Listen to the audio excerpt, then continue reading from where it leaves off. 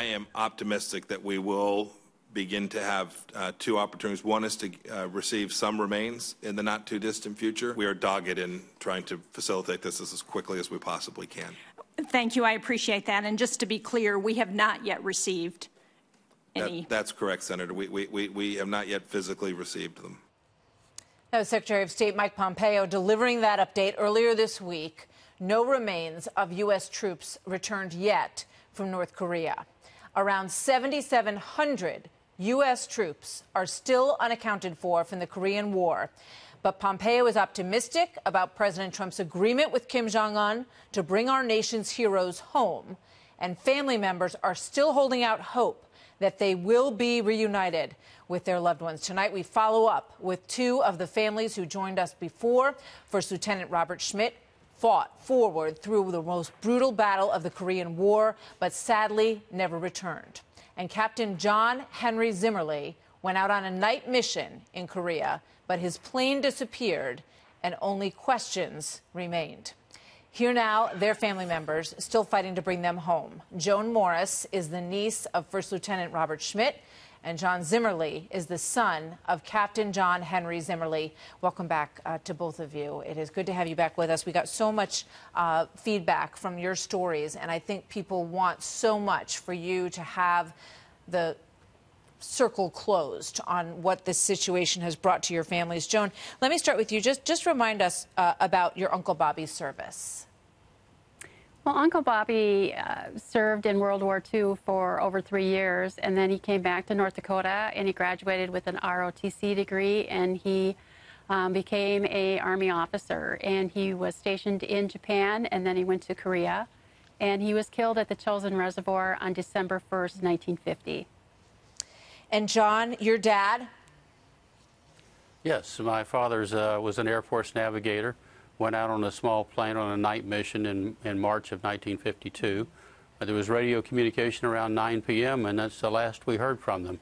No one knows whether they crashed into a mountain, whether they were shot down, whether they were taken captive. No one really knows. There are some documents that give us hints that some of them may have been in captivity, but even that is not positive evidence. Joan, you know, obviously these are difficult circumstances, and you heard Secretary Pompeo say that they are committed to bringing them back. And what we know about some of the graveyards that were used and some of the situations, how difficult do you think it will actually be to see this through? Well, I think it'll be very difficult. On one end, you're dealing with the North Korean government, who, even though it's a humanitarian type of issue, in the past has used the return of our soldiers' remains as a bargaining chip with the United States. The other issue that I am very worried about is the Department of Defense and their capabilities, their competence, and the overall direction that they're using as far as identifying the remains. And I say that because some of the remains were returned over 20 years ago, and they still have not been identified. The Department of Defense is not using updated DNA technology. They're using very expensive technology that takes 4 to 5 months for a test result to come in, where if they were using nuclear DNA technology, the test results would come in within a week. They're 10 times less expensive than the DNA tests that they're using now. And they have a higher degree of accuracy as far as identifying the particular soldier. Yeah.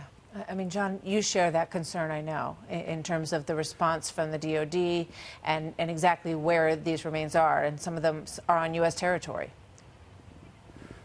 Yes. In fact, the DPAA announced today that they made an identification of a person who of an unidentified remains that's been buried in the Hawaiian cemetery for 65 years. That remains was tentatively associated with this particular individual. It took them 60 years to even read the document. They dug him up 4 years ago from the cemetery, and just now, 4 years later, are identifying him with the mitochondrial DNA that Joan is referring to, which is really antiquated. Yeah. Joan, you know, I think so much of this is about this war getting the respect that it deserves. Is that part of what drives you in your mission for your family? Yes. I don't think it's the... Sorry. Joan, and then John. Go ahead, Joan. I don't think it's the overall view of the war. I think it's a very personal type of issue for our family. My grandmother was very concerned about the fact that my uncle did not have a proper burial. And when she moved, she sent letters to the Department of Defense indicating her new address and was there any updates or anything like that. And so I think we take it very personally, as this is something that, since that generation is gone, we're the ones that hopefully will be able to bring our Uncle Bobby home and have a proper burial. John, quick thought on that, if you can. Yes. We feel that our government has not shared all the information that they have with us over all these years, and now this is an opportunity for the media to put pressure on our government to release a lot of that information and a lot of the details on the remains. Oh, we're trying to do just that with your help. So we'll stay on your story. We hope you'll come back, and our thanks to both of you. Thank you very much for being here tonight. Thank you.